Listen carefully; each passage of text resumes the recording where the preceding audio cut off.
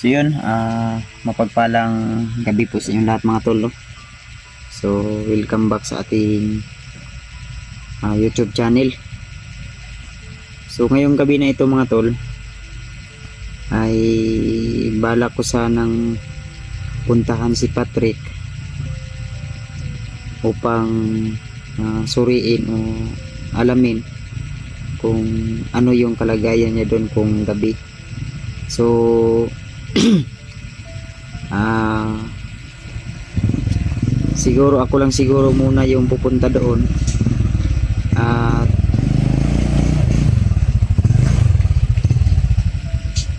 si PG ay uuwi din siya daw ngayon doon sa kanyang lola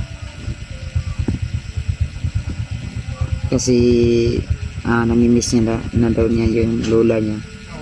So binigyan ko siya ng konting pera para may maabot din po sa kanyang lola, no? Para may maibigay din siya. So malakas kasi yung ulan kanina tol, pero huminto agad kaya hindi ko siya pinalakad. So alam niya naman yung location o tirahan ng kanyang lola, kaya ang gagawin namin, ipapahiram ko muna yung motor ko sa kanya para may masakyan siya. Kasi kung mag-ano siya ngayon,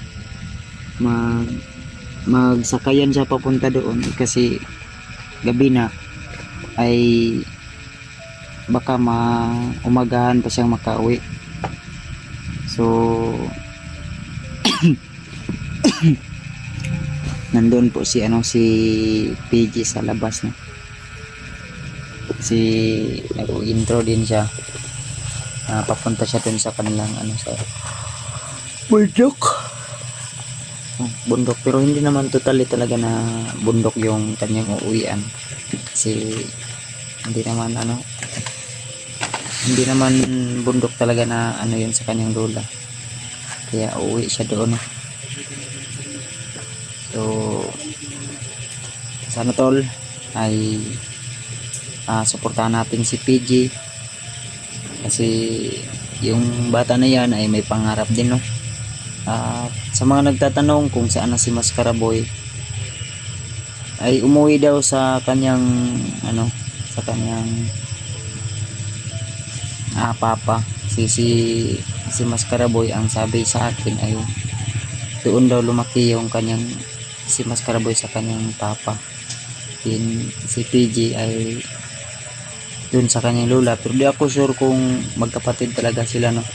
Si ang lola niya lang po at yung papa nakakaalam, kaya malalaman natin soon kung magkapatid ba talaga sila. Ani na lang G, kung makauli ka, mangutanan lang kasi imong lola kung sa ka makabalik ka dayon o balik ako guro dayon. Ha? Karon mo saglit lang ito ba? Kuha lang ka, masilip lang ka. Abot din ako. Sige lang. Kaya ipagamit na ko tong motor na ko. Dali naman si Ruben, mga isa ka oras, no? Inay lang, maabot yung mga isa kapin. No? Oras di kapin. Hindi lang lang. Ulanan ko kayo naming naskuan mo ubom na akong kuan katulog ko din. Hindi na makakasama sa Kuwait Stone.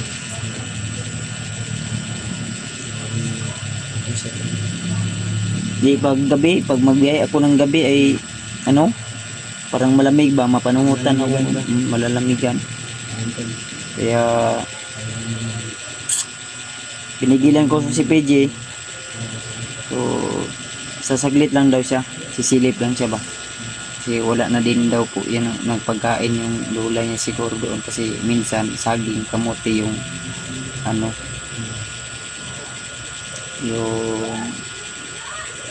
ni PG, lola niya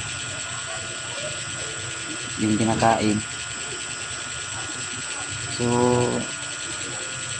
ana lang Gino.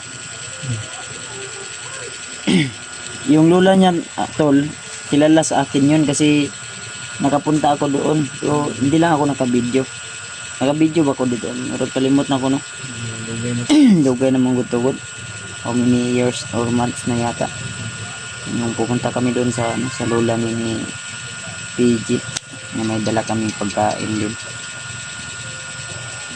So, ana lang G. Rumas nindot og naon ta toy kauban nimo mo kuan. Nakasama ka ba? Ha? Kasabayan lang tika na may akong pag umangkon siguro ang kasabayan lang siguro tika. Para na kay sabay ba no? Tawagan no kato niya para na kay kasabay. Ako di sa kumubiyahe tol. Hindi mo na ako bibiyahe tol. Ha? Sabayan takaw niya nam ko pag umangkon. Kuan. Kabulal sa bagubad. Ako lang dong istorya ganyan na sabay mo. Balag siya mag-drive. No? Og alanganin ka mo uli karo, ang karong gabi una, ugma na lang. Ha? Yan si PG tulong. So suportahan natin to la si PG. Si ako naawa talaga ako sa kanyang kalagayan. Ang ano niya, wala po talaga siyang mama na ano no, simula nung bata pa siya. Yung kanyang lula talaga daw yung nagpalaki sa kanya.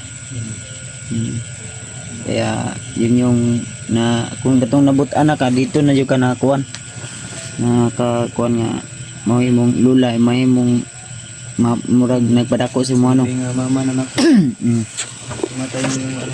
Pila na yung edad si mong lula? 70 plus. Hindi lang. Ano lang di. Balik ha? Sige na po ka mo balik. Pero yan pa si makontak mo si Kyong. Kontakan lang si Kyong. Ha? Kontakin mo si Kyong para alam ni Kyong na makababa na tayo. Ha? Eh, ano siya nakuhaan ron? Din siguro buhon makaadto tayo sa imong lola. Magdala tag pagkaon siguro para naikuan yung kaso na biyaan ni imong lola na ipagkaon imong lola dito no? Maintenance po niya tambal. Na maintenance imong lola tambal. Si maintenance ato niya. Kalimut ko ako may pinapabili niya noon dati. Naisakit imong lola day. Meron na maintenance na ano, pang high blood ba? Ay high blood. High blood niya ako. At meron din siyang inom na ano, vitamins. Sige lang kay pohon kaluyan maka madato ta. Pag mayaman na tayo bibili tayo ng maintenance ni lola mo. So ang plano ni PG tol soon baka dito siya titira sa ano kahit dito lang sa Kubo no. Mag-aaral daw siya. So yun yung plano niya. Kasi nakagraduate naman siya ngayong taon na ito ay hindi po siya nag-aaral kasi ano sa sobrang ano ng ano ba gipit talaga walang pinapusan walang pera at walang mag-ano sa kanila magpapaaral talaga kasi lola niya matanda na talaga. Din si PG na lang po yung ang sa trabaho mo to diyan naghahakot ra kag kuno saging no. Sideline mo sa Sideline. Ito, mga kuan, sideline. Di, yun nga.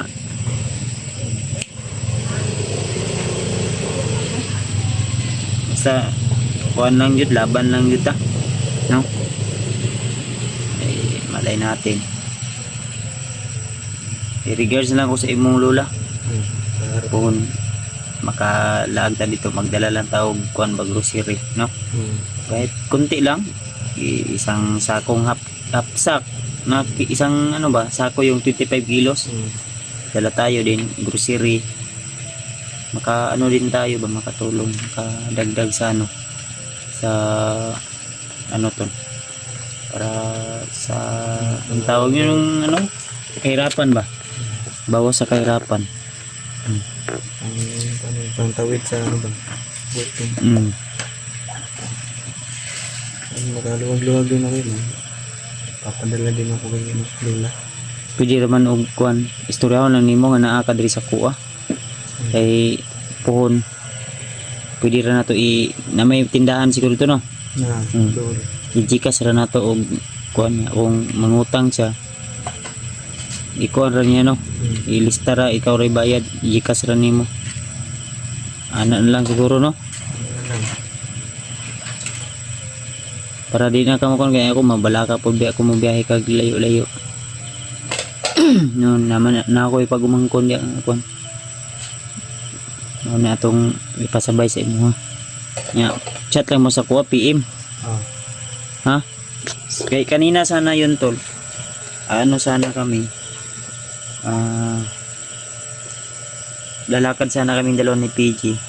Si nung pagbaba namin talaga ang sabi ni PG sa akin na sisilip daw muna siya doon sa kanyang lola. Kasi nung umalis siya ay yung gamot ng kanyang lola ay konti lang daw yung maintenance ng lola niya. Siguro ngayon wala na yung ano no gamot no. Maraming bumisita ako. Baka open pa yung ano magbili ka na lang. Kahit ano lang pang isang ano lang isang semana lang ba. Mura 100 siguro isa na 100 o Mura na dito ang isa 100 plus. Tab. tab na ano gamay no para sa high blood. So yun mga tol. Anan lang siguro G. Kaya ako ngayon baka pupunta ako dun kay Patrick siguro. Babalikan ko si Patrick anuhin ko yung kalagayan niya doon kung maayos ba yung tulong niya doon. Pero di ako magtagal doon. Ano ako dahil riyan mo balik. Eh bantay po ko di sa palibot. Samtang wala ka. Si EJ umalis si EJ. Umuwi na sa kanyang boarding house. So babalik daw diyon. Bukas ng umaga siguro o gabi. Ano lang. Pero pwede man dati mo makontak si PG ay si EJ kung musabay siya pasabayan lang ka. So basi natulog na punto ka. Tingnan ko niya. No? So wala pa na siya natulog. Tingnan ako. Hmm. Matulog Ano na lang? dili lang ako siya pugso. Ayun na. Naman akong pagmangkon di ang kwan. Saligan man po na rin. Guwang-guwang naman po na. Edad naman po nag mga 35. Anak na lang G ha. Yeah. Amping mo sa yung kwan. Ang susi na dito sa kwan no? Oh. Sa motor. Kumunlay bala mo kwan. So yun tol. Anak lang G. Ya PM lang mo sa kuha. O unsay kuha na. Unsay kuan. Kontak lang ka sa kuha. Tawag lang ka sa kuha. Para kuan ba. Pwede man ka mag-video pa lang dito siguro. I-cut-cut lang. Para dili ma ano. Video ko dito. Abangan niya lang tol. Yung punta niya doon sa ano. Si PJ pupunta doon sa lola niya. Ya, update lang ka sa imong kuan unsay kuan ha sa makabalo ko. Wala pa natulog dito lang. Video call lang sa kuan kasi na signal dito ah. Oh. Ito yung mo na makay piso wifi dito ka. Na doon sa tindahan. Dito lang ka mo kuan kontak sa kuan. Yan tol ha. So hanggang dito lang muna yung ano natin. Pero pupunta ako kay Patrick ngayon doon sa ano kung saan siya ngayon. At alamin natin kung baka nahirapan siya doon. Si ano mainit, walang ano yun doon kuryente. May solar doon dalawa. Iwan ko lang kung umiilaw pa yung isa. Kasi yung sabi niya dito niya namalayan. Kasi minsan yung ano dito hindi masyadong mainit kaya madali lang malubat kaya yun. So see you the next video na lang po tol at abangan nyo pa po yung ating mga susunod na i-upload na video at sa mga request nyo po huwag po kayo mag-alala mga tol. Bibigyan nyo lang po ako ng ilang araw na pahinga ay babalik na po tayo agad sa bundok at ano tol hindi pa birthday ko ay uwi na agad ako susunduin ko lang sila Remart kasi nahirapan daw silang makalabas sa sobrang dami ng kalaban na nakaharang, no? At naging alerto po yung mga kalaban natin, kaya kunti ingat po tayo, triple ingat po talaga. See you next video tol. Maraming salamat po sa umabot hanggang dito sa video na ito. God bless ating lahat.